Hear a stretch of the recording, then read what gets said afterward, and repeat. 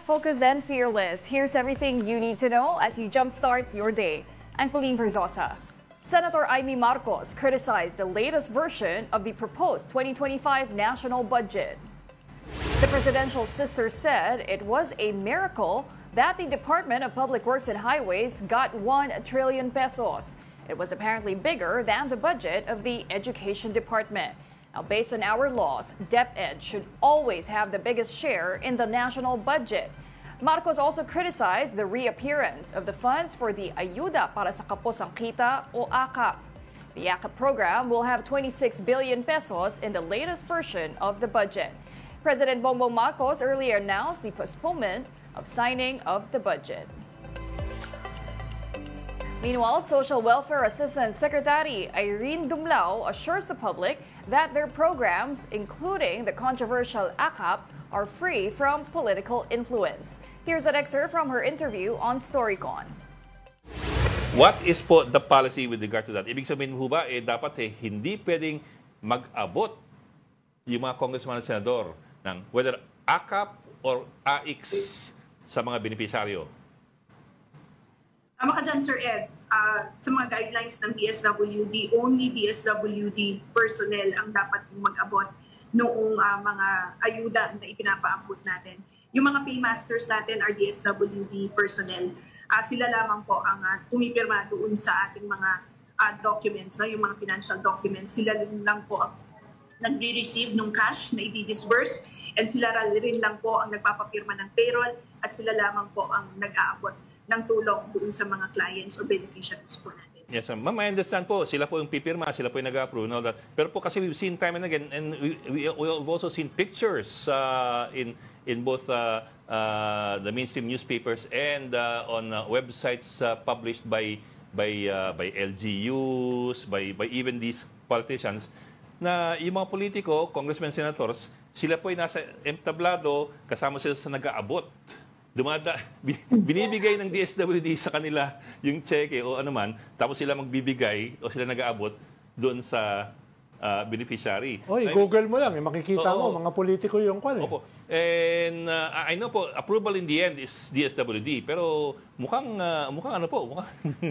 physically, although dumadaan lang, dumadaan pa rin. Kumbaga sa college, ang tawag dyan, ASEC style bulok.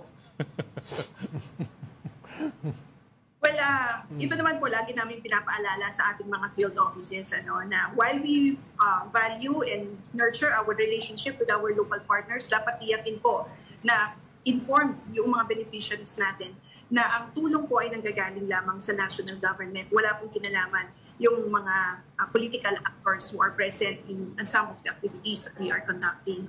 At lagi nga rin po natin pinapaalala sa ating mga beneficiaries that it is the DSWD which is doing the validation, the distribution, and lagi rin po natin kinoconvey na there's guidelines that is being followed for the implementation of these programs.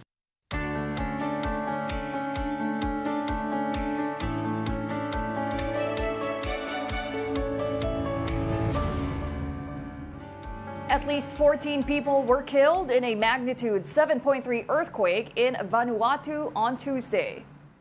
The earthquake hit at a depth of 35 miles and was centered 19 miles west of capital of Port Vila.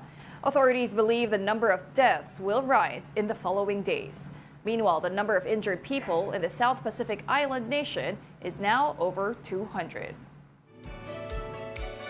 The United Nations envoy to Syria says the country needs a political transition that will be credible and inclusive.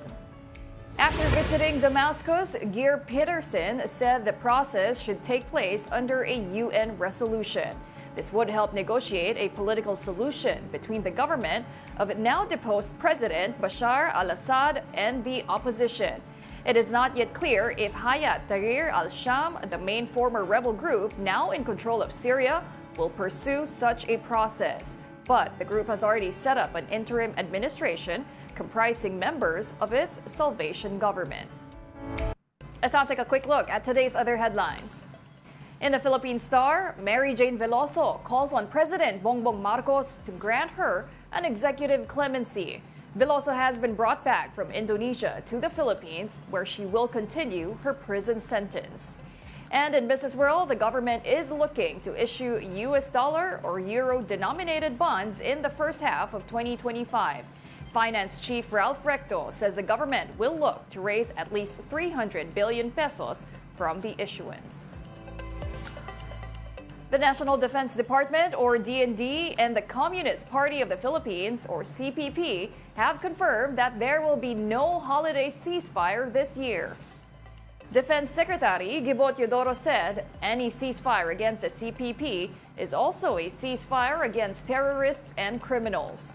For their party, the CPP said a holiday ceasefire is not possible due to the supposed suppression, offensive military operations, and the imposition of martial law in the countryside. The last time a ceasefire was declared was back in 2022. Gumawa ang dalawang university professor ng machine resuscitator na epektibo raw pero mas mura kumpara sa iba. Para bigyan ng mukha ang balita, Mobile Journal, Amy Atienza.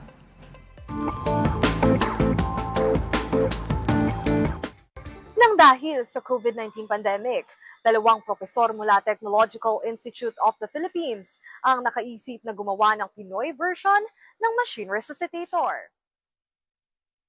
Malaking tulong sa pagbibigay ng oxygen na kinakailangan ng mga pasyente ang resuscitator. Makikita yan sa mga ambulansya at mga hospital wards, lalo sa emergency room.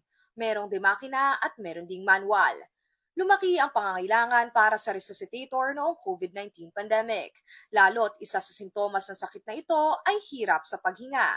Kaya sina Dr. John Joel Martinez at Engineer Chris Paulo Hate gumawa ng mas mura at locally made pang machine resuscitator na makapagbibigay ng temporary breathing assistance. Ang tawag nila dito, hango sa salitang Japanese na ENMEI o extension of life.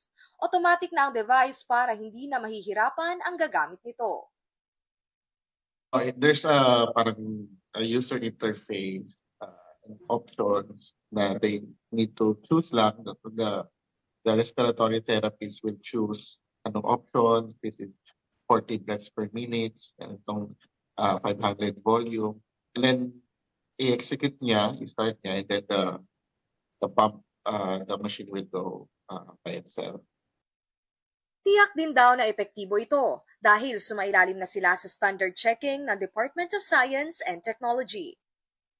Lahat ng certification and safety na regulations, standards na belonging dun sa product na nadaanan namin. Tumulong na rin sa kanila ang Lung Center of the Philippines para makakuha ng mga pasyente na susubok para sa produkto. Isa sa mga plano nila para sa ENMEI ay gawin itong mas compact. We're looking into bringing it to the bedside sa bahay. No? If you can have something like that at home. But of course, that's for the future. No? We're still going for hospital use and ambulance use. Marami pang kailangan gawin para mapabuti ang health sector ng bansa. At ang mga ganitong imbensyon, may tuturing na isang hakbang sa pagbibigay ng mas maayos na serbisyo sa mga nangangailangang pasyente. Mobile journalist Amy Atienza po, hatid ang mukha ng balita. And those are the top stories of the hour. Join us later at 9 a.m. as we continue to monitor the day's biggest stories. I'm Pauline Verzosa. We are One News.